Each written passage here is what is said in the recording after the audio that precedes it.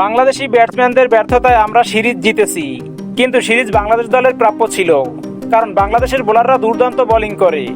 বিশেষ করে আমি মুস্তাফিজের বোলিংয়ের কথা বলছি।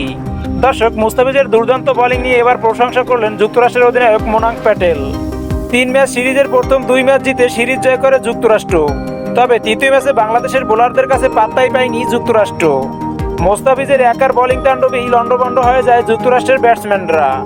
মোস্তাফিজ 10 রান দিয়ে 4 ওভারে নিয়েছেন 6 উইকেট। টি-20তে 4 ওভারে এমন দুর্দান্ত বোলিংয়ে করেছেন বিশ্ব রেকর্ড। ম্যাচ শেষে যুক্তরাষ্ট্রের অধিনায়ক বলেন, মুস্তাফিজ দুর্দান্ত বোলিং করেছে, ওর বল আমরা বুঝতেই পারিনি।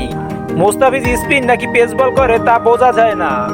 এরপর সিরিজ জয় নিয়ে তিনি বলেন, আমার মনে হয় মুস্তাফিজ প্রথম 2 ম্যাচ আমাদের সুযোগ দিয়েছেন, তেমন গায়ে লাগিয়ে বোলিং করেনি, তাই আমরা সিরিজ জিততে পেরেছি। আসলে মুস্তাফিজের বোলিং অসাধারণ। বিশ্বকাপের খেলাগুলোতে প্রত্যেক ব্যাটসম্যানদের আতঙ্কের কারণ হবে এই মুস্তাফিজুর রহমান। দর্শক, আপনিও কি মোনাঙ্ক প্যাটেলের সাথে একমত? তা জানিয়ে দিন কমেন্ট করে।